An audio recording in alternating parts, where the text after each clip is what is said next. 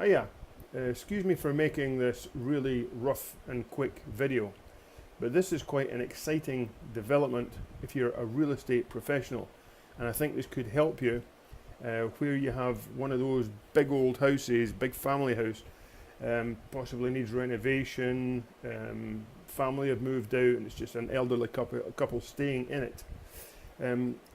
The headline of this, I'm going to read it to you: Airbnb, an opportunity for empty nesters to make extra cash, increase house value and equity.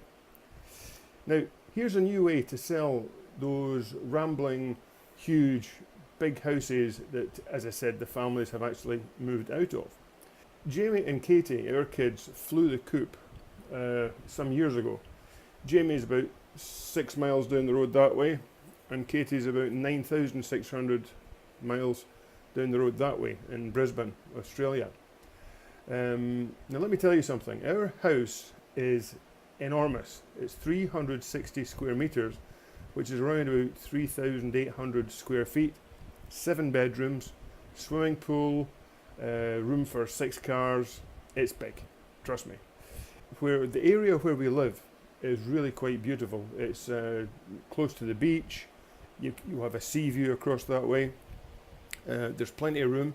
It's close to the bars and the restaurants and all the facilities, and we actually love living where we are. So obviously the logical choice would be to get rid of this 7-bedroom monstrosity and find a perhaps 2-bedroom, 3-bedroom cottage somewhere in the same area. However, there's a problem with that.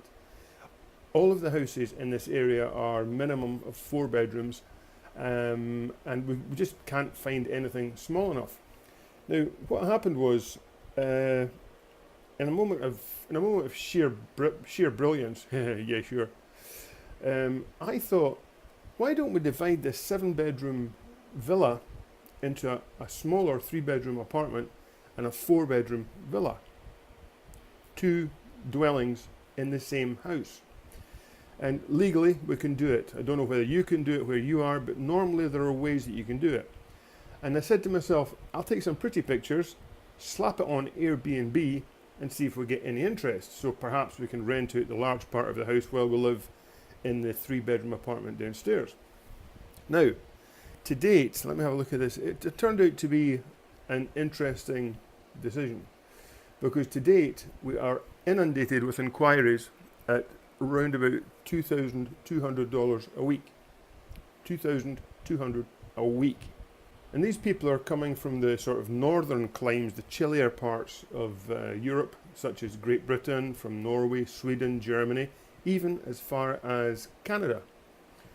So, this has changed my way of thinking totally, and this is where it's going to hopefully be helpful to you. Let's face it, what we do is we bring up our children. When they leave, we sell up the big house and we move into a smaller place. It's logical. Now, what happens when we kick the bucket? We pass on what we've obviously worked hard for to our kids, yeah? But not anymore. It doesn't have to be that way. With the advent of Airbnb and such like websites, there is a really viable financial alternative to downsizing. I don't know if you've heard of the term empty nesters. I don't know if it comes from England or America or where, but it means couples our age where the children have moved out and the nest is now empty, so it's too big. Airbnb as an alternative to downsizing. It's not too dusty having guests about the place, by the way, if that's what floats your boat. But it might not, I don't know. Instead of selling this massive property, what we've done is we've moved house into our own apartment just through that wall. Now, on top of that, we now have a guaranteed income of between $30,000 and $50,000 or euros per year for as long as we choose. Plus, the equity, the market price, if you like, of this house will always be increasing. So, when we eventually do pop our clogs, we're going to leave a healthy inheritance for the kids in the form of a house.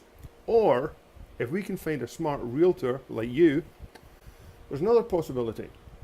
Let's say we found a home buyer with $1 million, dollars, a million euros, that kind of figure, and obviously you can find a decent sized house for that kind of money. Here's an alternative. Why don't they subdivide the house into smaller units, stick them on Airbnb, rake in $30,000 to $50,000 or euros per year, and we don't need to move away from the area that we love. Now, what does this mean to you as a real estate salesperson?